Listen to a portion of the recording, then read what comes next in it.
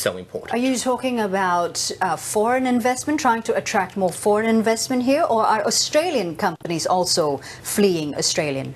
Both. And we're going to see this increasing even more.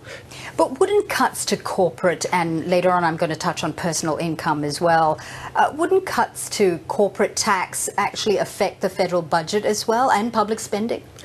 So we can have as high a number as we want. If companies aren't here to pay it, we're not going to have the money for the Treasury. What is your basis to say that companies are actually fleeing Australia? I come back again to the evidence of where are these companies going, that's one, and two, how many companies have left Australia in the last year because of the high tax rates in Australia?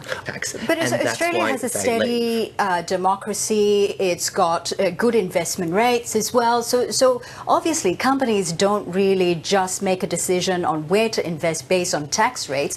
They invest in a stable government and a stable country.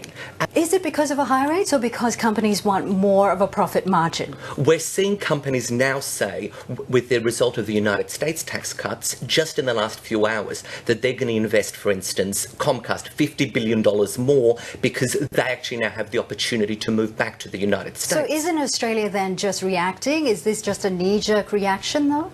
When the rest of the world is cutting taxes, of course we need to take this into account. It's not the rest of the world that's cutting taxes. The United Kingdom is cutting their company tax rates. France is cutting their company tax rates. Most of Europe is cutting their company tax rates. We are being left behind. When both the Hawke and Keating governments and the Howard governments ensured that our company tax rate was below the OECD average. The OECD average is now 22%. We are at 30%.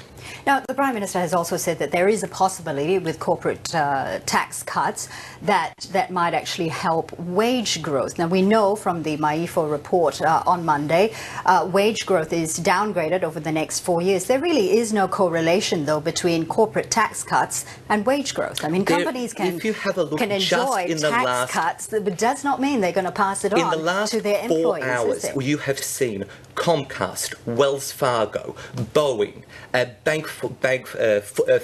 Bank Fifth, AT&T all say in the last 4 hours we are increasing wages to staff, we are providing bonuses, and we're investing more in the United States as a result of these tax cuts. This in the last 4 hours is direct evidence of the close relationship between wage growth and company taxes, which is why it is estimated that the current plan by the Trump administration will increase wages in real terms by over 1.5%, when wages in the United States have been stagnating for middle and lower income earners for most of the last 2 decades. Tim Andrews, we're going to have to leave it there. Thank you so much for speaking to us. Thank you.